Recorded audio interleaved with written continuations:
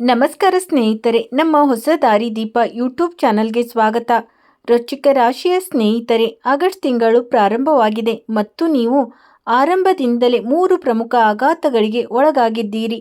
ಬೇಗನೆ ಎದ್ದೇಳಿ, ಏಕೆಂದರೆ ಆಗಸ್ಟ್ 3ರ ನಂತರ ಶುಕ್ರನು ತನ್ನ ಕೆಳಗಿನ ರಾಶಿಯಾದ ಕನ್ಯಾ ರಾಶಿಗೆ ಸಾಗುತ್ತಾನೆ. ಇದು ನಿಮ್ಮ ಜೀವನದ ಮೇಲೆ ಗಂಭೀರ ಪರಿಣಾಮ ಬೀರುತ್ತದೆ ಮತ್ತು ಇದು ಮಾತ್ರ ದೊಡ್ಡ ಕ್ರಾಂತಿಯನ್ನು ಉಂಟು ಮಾಡಬಹುದು. ಆದರೆ ಹೌದು, ನಿಮ್ಮ ರಾಶಿ ಚಕ್ರದ ಅಧಿಪತಿ ಮಂಗಳನು ರಾಶಿಗಳನ್ನು ಸಹ ಬದಲಾಯಿಸುತ್ತಾನೆ. ಅದು ನಿಮ್ಮ ಅದೃಷ್ಟವನ್ನು ತೆರೆಯುತ್ತದೆ. ವೃಶ್ಚಿಕ ರಾಶಿಯ ಸ್ನೇಹಿತರೆ, ಯಾರು ನಿಮ್ಮ ಭಾವನೆಗಳಿಗೆ ಬೆಲೆ ಕೊಡುತ್ತಿಲ್ಲ ಎಂದು ನನಗೆ ತಿಳಿದಿದೆ. ಮನೆಯಲ್ಲೇ ಇರಲಿ ಅಥವಾ ನಿಮ್ಮ ಕೆಲಸದ ವಾತಾವರಣದ ಹೊರಗೆ ಇರಲಿ, ನಿಮ್ಮನ್ನು ಯಾರೂ ಗೌರವಿಸುತ್ತಿಲ್ಲ. ನಿಮ್ಮ ಭಾವನೆಗಳನ್ನು ಯಾರೂ ಅರ್ಥ ಮಾಡಿಕೊಳ್ಳುವುದಿಲ್ಲ. ಆದರೆ ಆಗಸ್ಟ್ ತಿಂಗಳ ಮೊದಲ 10 ದಿನಗಳು ನಿಮ್ಮ ಜೀವನದಲ್ಲಿ ಗಮನಾರ್ಹ ಬದಲಾವಣೆಗಳನ್ನು ತರಲಿವೆ ಸ್ನೇಹಿತರೆ, ಏಕೆಂದರೆ ಹಲವಾರು ಪ್ರಮುಖ ಗ್ರಹಗಳು ತಮ್ಮ ರಾಶಿಗಳನ್ನು ಬದಲಾಯಿಸುತ್ತವೆ. ಕಳೆದ ಕೆಲವು ತಿಂಗಳುಗಳಿಂದ ಗುಪ್ತ ಶತ್ರುಗಳಿಂದ ಹೆಚ್ಚು ತೊಂದರೆಗೊಳಗಾಗಿದ್ದೀರಿ ಎಂದು ನನಗೆ ತಿಳಿದಿದೆ. ಹೌದು ಸ್ನೇಹಿತರೆ, ನೀವು ನಂಬಿದ ವ್ಯಕ್ತಿ, ನೀವು ನಿಮ್ಮ ಪ್ರೀತಿಯನ್ನು ಸುರಿಸಿದ ವ್ಯಕ್ತಿ, ಅದೇ ವ್ಯಕ್ತಿ ನಿಮಗೆ ಹೆಚ್ಚು ದ್ರೋಹ ಮಾಡಿದ ವ್ಯಕ್ತಿ, ಅದೇ ವ್ಯಕ್ತಿ ನಿಮ್ಮ ಭಾವನೆಗಳಿಗೆ ಬೆಲೆ ಕೊಡಲಿಲ್ಲ, ಅದೇ ವ್ಯಕ್ತಿ ನಿಮ್ಮ ಜೀವನವನ್ನು ನರಕವನ್ನಾಗಿ ಮಾಡಿದ. ಆದರೆ ಈಗ ಸ್ನೇಹಿತರೆ, ಸಮಯ ಬಂದಿದೆ. ನಿಮ್ಮನ್ನು ಅಳುವಂತೆ ಮಾಡಿದ ಆ ವ್ಯಕ್ತಿ ನಿಮ್ಮ ಪಾದದ ಬಳಿ ಇರುತ್ತಾನೆ, ನಿಮ್ಮ ಪಾದಗಳನ್ನು ನೆಕ್ಕುವ ಅದೇ ವ್ಯಕ್ತಿ. ಏಕೆಂದರೆ ಸ್ನೇಹಿತರೆ, ಶನಿಯು ಹಿಮ್ಮುಖವಾಗಲಿದ್ದಾನೆ. ಸ್ನೇಹಿತರೆ, ನಿಮ್ಮ 6ನೇ ಮನೆಯ ಅಧಿಪತಿ ಮಂಗಳ ಮತ್ತು ಅದರ ರಾಶಿ ಚಕ್ರ ಬದಲಾವಣೆಯು ಎಲ್ಲ ಗುಪ್ತ ಶತ್ರುಗಳನ್ನು ನಾಶ ಮಾಡುತ್ತದೆ. ಆದ್ದರಿಂದ ತಡ ಮಾಡದೆ ಈ ಪ್ರಮುಖ ವಿಡಿಯೋವನ್ನು ಕೊನೆವರೆಗೂ ನೋಡಿ, ಏಕೆಂದರೆ ಅಂತಹ ಸಮಯಗಳು ಆಗಾಗ್ಗೆ ಬರುವುದಿಲ್ಲ. ನೀವು ಶನಿಯ ಸಾಡೆಸಾತಿನಿಂದ ಮುಕ್ತರಾದಾಗಿನಿಂದ ವಿಷಯಗಳು ಸುಧಾರಿಸುತ್ತವೆ ಎಂದು ನೀವು ಭಾವಿಸಿದ್ದೀರಿ. ಆದರೆ 4-5 ವರ್ಷಗಳು ವೃಶ್ಚಿಕ ರಾಶಿಯವರಿಗೆ ನಿಮಗೆ ಗಮನಾರ್ಹವಲ್ಲದವು. ನೀವು ಜೀವಿತಾವಧಿಯಲ್ಲಿ ಉಳಿಯುವಂಥ ಅನೇಕ ಸಂಬಂಧಗಳು ಕಳೆದುಕೊಂಡಿದ್ದೀರಿ. ಆದರೆ ಅದೇ ಜನರು ನಿಮ್ಮನ್ನು ಸಂಪೂರ್ಣವಾಗಿ ಒಂಟಿಯಾಗಿ ಬಿಟ್ಟಿದ್ದಾರೆ. ನೀವು ಅನೇಕ ಜನರಿಗೆ ಜೀವ ರಕ್ಷಕರಾಗಿದ್ದೀರಿ. ನೀವು ಅನೇಕ ಜನರಿಗೆ ಒಳ್ಳೆಯದನ್ನು ಮಾಡಿದ್ದೀರಿ. ಆದರೆ ನೀವು ಪ್ರತಿಯಾಗಿ ಏನನ್ನೂ ಪಡೆಯಲಿಲ್ಲ. ನೀವು ಯಾವಾಗಲೂ ಒಂಟಿತನ ಮತ್ತು ದ್ರೋಹವನ್ನು ಮಾತ್ರ ಪಡೆದಿದ್ದೀರಿ. ಆದರೆ ಸ್ನೇಹಿತರೆ, ಕಾಲಗಳು ಬದಲಾಗುತ್ತಿವೆ. ನಿಮಗೆ ಕೆಲವು ಕನಸುಗಳಿವೆ, ಅವು ಈಡೇರುತ್ತಿಲ್ಲ. ಆಳವಾಗಿ ನಿಮಗೆ ಆತಂಕದ ಭಾವನೆ ಉಂಟಾಗುತ್ತಿದೆ. ಇದು ನಿಮಗೆ ಏಕೆ ನಡೆಯುತ್ತಿದೆ ಎಂದು ಆಶ್ಚರ್ಯಪಡುತ್ತೀರಿ. ನನಗೆ ಏಕೆ ಇಷ್ಟು ಸಮಯ ತೆಗೆದುಕೊಳ್ಳುತ್ತದೆ? ಎಲ್ಲರ ಕೆಲಸಗಳು ಮುಗಿಯುತ್ತವೆ, ಹಾಗಾದರೆ ನಾನು ಮಾತ್ರ ನನ್ನ ಗುರಿಯನ್ನು ತಲುಪಲು ಸಾಧ್ಯವಾಗುತ್ತಿಲ್ಲ ಏಕೆ? ಸ್ನೇಹಿತರೆ, ಕಾರಣವನ್ನು ಎಚ್ಚರಿಕೆಯಿಂದ ಆಲಿಸಿ. ರಾಹು ನಿಮ್ಮ 4ನೇ ಮನೆಯಲ್ಲಿ, ಇದಲ್ಲದೆ ಕೇತುವಿನ ಸ್ಥಾನವು ನಿಮ್ಮ ವೃತ್ತಿ ಜೀವನದಲ್ಲಿ ಬಾಂಧವ್ಯದ ಭಾವನೆಯನ್ನು ಸೃಷ್ಟಿಸುತ್ತಿದೆ ಸ್ನೇಹಿತರೆ. ಆದರೆ ಮುಂದಿನ 10 ದಿನಗಳು ಸಾಮಾನ್ಯವಾದುದಲ್ಲ. ನೀವು ಏನಾದರೂ ದೊಡ್ಡದನ್ನು ಸಾಧಿಸಲಿದ್ದೀರಿ. ಮೊದಲು ವಿಡಿಯೋವನ್ನು ಲೈಕ್ ಮಾಡಿ. ಹೌದು ಸ್ನೇಹಿತರೆ, ಇದು ಬಹಳ ಮುಖ್ಯವಾದ ವಿಡಿಯೋ. ಆದ್ದರಿಂದ ಈ ವಿಡಿಯೋವನ್ನು ಲೈಕ್ ಮಾಡಿ ಮತ್ತು ಕಾಮೆಂಟ್ ವಿಭಾಗದಲ್ಲಿ ನಿಜವಾದ ಭಕ್ತಿಯಿಂದ 3 ಬಾರಿ ಜೈ ಶನಿದೇವ ಎಂದು ಬರೆಯಿರಿ. ವೃಶ್ಚಿಕ ರಾಶಿಯವರೇ, ನೀವು ತುಂಬಾ ಶುದ್ಧ ಹೃದಯ ಹೊಂದಿರುವ ರಾಶಿ ಚಕ್ರದ ಚಿಹ್ನೆ. ನೀವು ಎಲ್ಲರಿಗೂ ಒಳ್ಳೆಯದನ್ನು ಮಾಡುತ್ತೀರಿ. ನೀವು ನಿಷ್ಠೆಯಿಂದ ಪ್ರತಿಯೊಂದು ಸಂಬಂಧವನ್ನು ಕಾಪಾಡಿಕೊಳ್ಳುತ್ತೀರಿ ಮತ್ತು ಎಲ್ಲರನ್ನೂ ನಿಮ್ಮಂತೆ ಇರುತ್ತಾರೆ ಎಂದು ನಂಬುತ್ತೀರಿ. ಆದರೆ ಅದು ಹಾಗಲ್ಲ. ನೀವು ಎಂದಿಗೂ ಪ್ರತಿಯಾಗಿ ಏನನ್ನು ಪಡೆಯುವುದಿಲ್ಲ ಸ್ನೇಹಿತರೆ. ಯಾರಾದರೂ ನಿಮ್ಮಿಂದ ಅಥವಾ ನಿಮ್ಮ ಮಾತುಗಳಿಂದ ಕೋಪಗೊಂಡರೆ ನೀವು ರಾತ್ರಿಯಲ್ಲಿ ಮಲಗಲು ಸಾಧ್ಯವಿಲ್ಲ. ನೀವು ನಿಮ್ಮನ್ನು ದೂಷಿಸುತ್ತೀರಿ. ಇದು ಏಕೆ ಸಂಭವಿಸಿತು ಎಂದು ಆಶ್ಚರ್ಯಪಡುತ್ತೀರಿ. ನಾನು ಏಕೆ ಅಂತ ತಪ್ಪು ಮಾಡಿದೆ? ನೀವು ತುಂಬಾ ಭಾವನಾತ್ಮಕರು. ಆದರೆ ಜನರು ನಿಮಗೆ ಇದನ್ನು ಮಾಡುವುದಿಲ್ಲ. ಜನರು ನಿಮ್ಮನ್ನು ನೋಯಿಸುತ್ತಾರೆ. ಜನರು ನಿಮ್ಮ ಭಾವನೆಗಳಿಗೆ ಬೆಲೆ ಕೊಡುವುದಿಲ್ಲ ಮತ್ತು ಯಾರು ಅದನ್ನು ಲೆಕ್ಕಿಸುವುದಿಲ್ಲ. ವಿಷಾದ ಯಾವಾಗಲೂ ಇರುತ್ತದೆ. ತಪ್ಪು ನಿಮ್ಮದಾಗಿದ್ದರೂ ನೀವು ದುಃಖಿತರಾಗುತ್ತೀರಿ. ಇತರ ವ್ಯಕ್ತಿಯು ತಪ್ಪಾಗಿದ್ದರೂ ನೀವು ಇನ್ನೂ ತೊಂದರೆಗೊಳಗಾಗುತ್ತೀರಿ. ಇದು ನಡೆಯುತ್ತಲೇ ಇದೆ.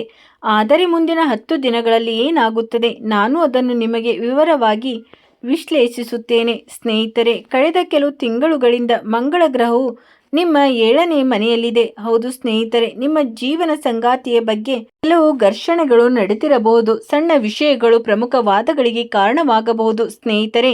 ನೀವು 3ನೇ ವ್ಯಕ್ತಿಯಿಂದ ಪ್ರಭಾವಿತರಾಗಬಹುದು ಮತ್ತು ನಿಮ್ಮ ದೇಶೀಯ ಜೀವನದಲ್ಲಿ ಕೆಲವು ಪ್ರಮುಖ ಸಮಸ್ಯೆಗಳನ್ನು ಉಂಟು ಮಾಡಿರಬಹುದು.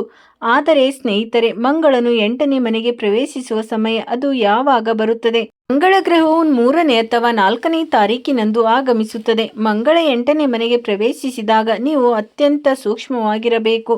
ನೀವು ವಾಹನಗಳನ್ನು ಬಹಳ ಎಚ್ಚರಿಕೆಯಿಂದ ಬಳಸಬೇಕು. ನೀವು ಗಾಯಗೊಳ್ಳಬಹುದು, ಅಪಘಾತಕ್ಕೊಳಗಾಗಬಹುದು ಅಥವಾ ನಿಮಗೆ ರಕ್ತದೊತ್ತಡ ಹೆಚ್ಚಾಗಬಹುದು. ನಿಮಗೆ ರಕ್ತ ಸಂಬಂಧಿತ ಸೋಂಕು ಅಥವಾ ಚರ್ಮದ ಸೋಂಕು ಉಂಟಾಗಬಹುದು.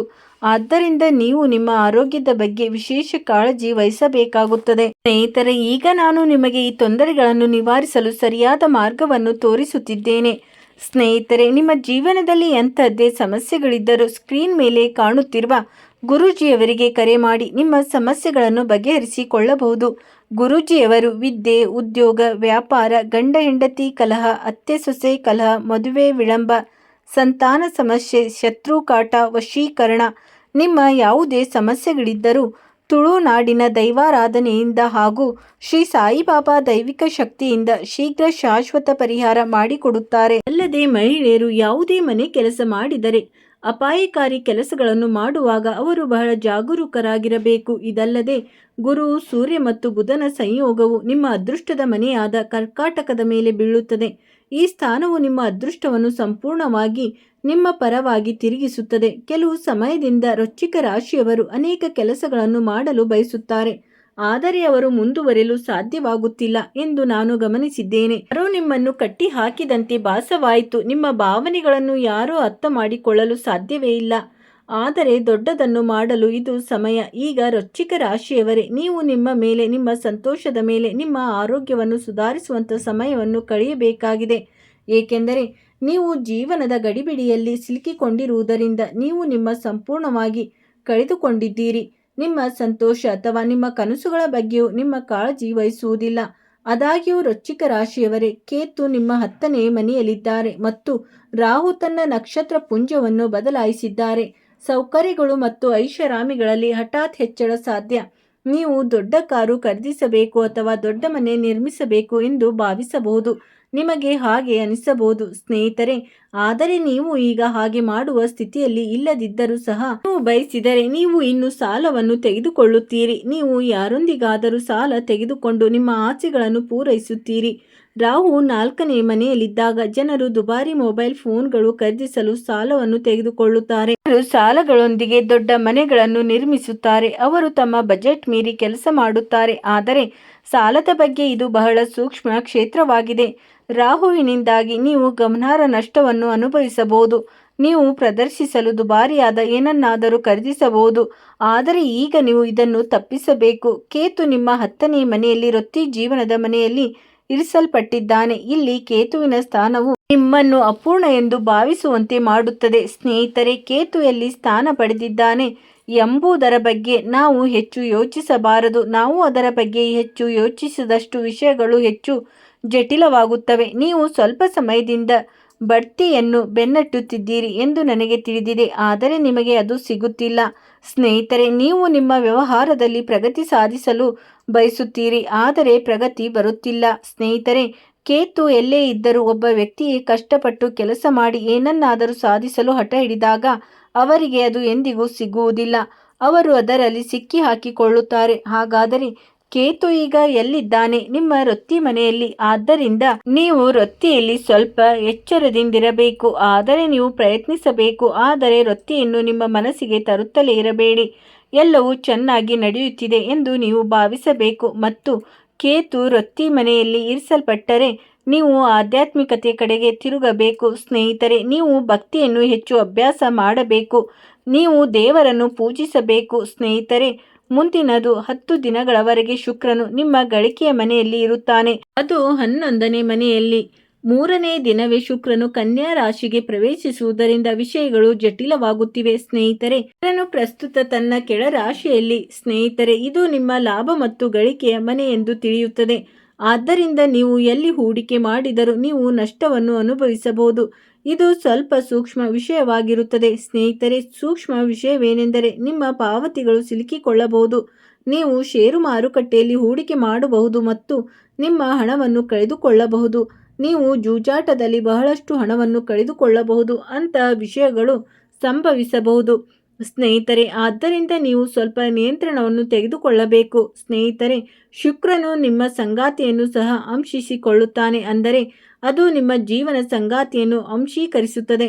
ಆದ್ದರಿಂದ ಸ್ನೇಹಿತರೆ, ಜೀವನ ಸಂಗಾತಿಯ ಮನೆಯು ಶುಕ್ರನಿಗೆ ಸೇರಿದೆ ಮತ್ತು ಶುಕ್ರನು ಕೆಳ ರಾಶಿ ಚಕ್ರ ಚಿಹ್ನೆಗೆ ಹೋದಾಗ ನೀವು ನಿಮ್ಮ ಜೀವನ ಸಂಗಾತಿಯೊಂದಿಗೆ ಜಗಳವಾಡಬಹುದು, ವಿಷಯಗಳಿಗೆ ಜಗಳವಾಗಬಹುದು ಮತ್ತು ನೀವು ಖಿನ್ನತೆಗೆ ಒಳಗಾಗಬಹುದು. ನಿಮ್ಮ ಜೀವನ ಸಂಗಾತಿ ನಿಮ್ಮ ಮಾತನ್ನು ಕೇಳಿರುವುದಿಲ್ಲ. ನಿಮ್ಮ ಸಂಗಾತಿ ನಿಮ್ಮೊಂದಿಗೆ ಬಹಳಷ್ಟು ಜಗಳವಾಡಬಹುದು. ಅವರು ನಿಮಗೆ ನಿದ್ದೆ ಇಲ್ಲದ ರಾತ್ರಿಗಳನ್ನು ಉಂಟು ಮಾಡುವ ದೊಡ್ಡ ಬೇಡಿಕೆಗಳನ್ನು ಮಾಡಬಹುದು.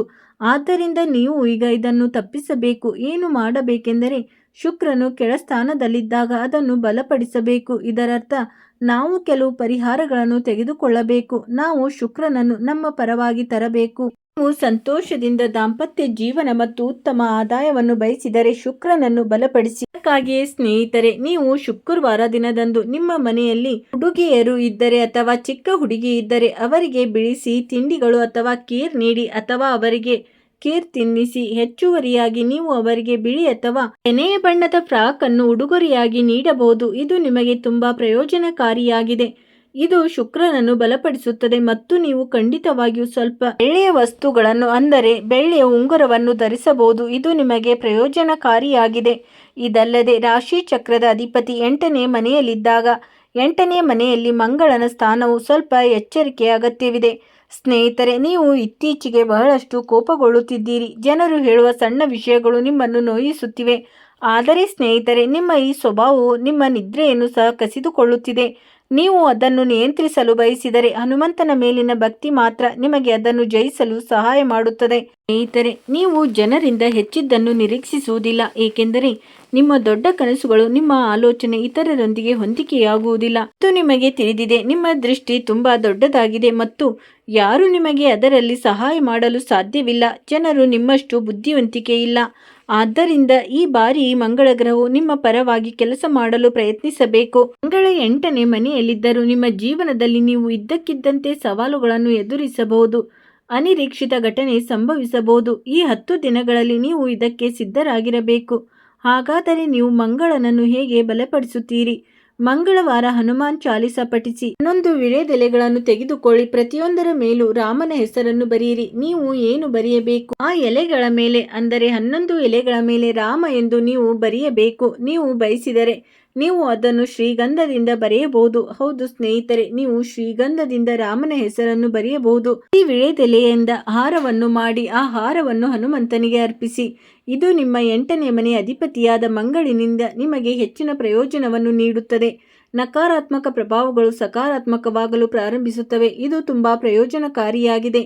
ನೀವು ಖಂಡಿತವಾಗಿಯೂ ಈ ಪರಿಹಾರವನ್ನು ಪ್ರಯತ್ನಿಸಬೇಕು. ವಿಶೇಷವಾಗಿ ಇದು ನಾನು ನಿಮಗೆ ಇತರ ರೊಚ್ಚಿಕ ಪರಿಹಾರಗಳನ್ನು ಒದಗಿಸಿದ್ದೇನೆ. ನಾನು ನಿಮಗೆ ಕೆಲವು ಎಚ್ಚರಿಕೆಯ ಸಲಹೆಗಳನ್ನು ಸಹ ನೀಡಿದ್ದೇನೆ. ಸ್ನೇಹಿತರೆ, ನಿಮ್ಮ ಸಾಲದ ಅಧಿಪತಿ ಮಂಗಳ ಕೂಡ, ಅದರಿಂದ ನೀವು ಸಾಲದ ಬಗ್ಗೆ ಜಾಗರೂಕರಾಗಿರಬೇಕು. ಯಾವುದೇ ಹಳೆಯ ಕಾಯಿಲೆಗಳು ಮತ್ತೆ ಕಾಣಿಸಿಕೊಳ್ಳಬಹುದು. ಕೆಲವು ಹಳೆ ನೋವುಗಳು ಮತ್ತೆ ಬರಬಹುದು. ಏಕೆಂದರೆ ಸ್ನೇಹಿತರೆ, ಮಂಗಳ ಗ್ರಹವು 8ನೇ ಮನೆಗೆ ಚಲಿಸುತ್ತದೆ. ಆದ್ದರಿಂದ ಸ್ನೇಹಿತರೆ, ಕೆಲವು ಹಳೆ ನೋವುಗಳು ಇದ್ದಕ್ಕಿದ್ದಂತೆ ಮತ್ತೆ ತಲೆದೂರಬಹುದು. ನೀವು ಇದ್ದಕ್ಕಿದ್ದಂತೆ ಸಾಲ ತೆಗೆದುಕೊಳ್ಳಬೇಕಾಗಿ ಬರಬಹುದು ಅಥವಾ ಸಾಲಗಾರರು ನಿಮ್ಮನ್ನು ತೊಂದರೆಗೊಳಿಸಬಹುದು ಅಥವಾ ನೀವು ಯಾರಿಗಾದರೂ ಹಣವನ್ನು ಸಾಲವಾಗಿ ನೀಡಬೇಕಾಗಿ ಬರಬಹುದು. ಆದ್ದರಿಂದ ನೀವು ಈ ವಿಷಯಗಳಿಂದ ದೂರವಿರಬೇಕು. ಇದು ನಿಮಗೆ ಉತ್ತಮವಾಗಿರುತ್ತದೆ. ಸ್ನೇಹಿತರೆ, ನಿಮ್ಮ ಸಂಪತ್ತಿನ ಅಧಿಪತಿ ಗುರುವು ಸೂರ್ಯನ ಮೇಲೆ ಸ್ವಲ್ಪ ಕಡಿಮೆ ಪ್ರಭಾವ ಬೀರುತ್ತಾನೆ. ಆದರೆ ಇಲ್ಲದಿದ್ದರೆ ಅದರ ಉತ್ತುಂಗ ಚಿಹ್ನೆಯಲ್ಲಿ ಹಣವನ್ನು ಉಳಿಸುವ ಸಮಯ ಇದು. ಸ್ನೇಹಿತರೆ, ನಿಮ್ಮ 5ನೇ ಮನೆಯಲ್ಲಿ ಶನಿ ಹಿಮ್ಮೆಟ್ಟಿದ್ದಾನೆ. ಈ ಹಿಮ್ಮೆಟ್ಟುವ ಶನಿಯಿಂದಾಗಿ ಸ್ನೇಹಿತರೆ, ಈ 10 ದಿನಗಳಲ್ಲಿ ನೀವು ನಿಮ್ಮ ಜೀವನ ಸಂಗಾತಿಯೊಂದಿಗೆ ಜಗಳವಾಡುವುದನ್ನು ತಪ್ಪಿಸಲು, ನಿಮ್ಮ ಜೀವನ ಸಂಗಾತಿಯನ್ನು ಗೌರವಿಸಲು ಮತ್ತು ಅವರ ಭಾವನೆಗಳೊಂದಿಗೆ ಆಟವಾಡದಂತೆ ನೀವು ವಿಶೇಷವಾಗಿ ಜಾಗರೂಕರಾಗಿರಬೇಕು. ನೀವು ಅವರನ್ನು ಗೌರವಿಸಬೇಕು. ಸ್ನೇಹಿತರೆ, ಇದನ್ನು ನೆನಪಿನಲ್ಲಿಡಿ, ಏಕೆಂದರೆ ಶನಿಯ 3ನೇ ದೃಷ್ಟಿ ನಿಮ್ಮ 7ನೇ ಮನೆಯ ಮೇಲೆ ಬೀಳುತ್ತಿದೆ ಮತ್ತು ಶನಿ ಇರುವಲ್ಲಿ ನೀವು ಶಿಸ್ತನ್ನು ಕಾಪಾಡಿಕೊಳ್ಳಬೇಕು. ಶನಿ 5ನೇ ಮನೆಯಲ್ಲಿದೆ. ಆದ್ದರಿಂದ ಸ್ನೇಹಿತರೆ, 5ನೇ ಮನೆ ನಿಮ್ಮ ಪ್ರೀತಿ ಜೀವನದ, ನಿಮ್ಮ ಮಕ್ಕಳ ಶಿಕ್ಷಣದ 5ನೇ ಮನೆಯಾಗಿದೆ. ಇದರಿಂದ ನೀವು ಇಲ್ಲಿ ಶಿಸ್ತನ್ನು ಕಾಪಾಡಿಕೊಳ್ಳಬೇಕು. ಹಾಗಾದರೆ ಸ್ನೇಹಿತರೆ, ಇಂದಿಗೆ ಇಷ್ಟೇ. ವಿಡಿಯೋ ನೋಡಿದ್ದಕ್ಕಾಗಿ ಧನ್ಯವಾದಗಳು.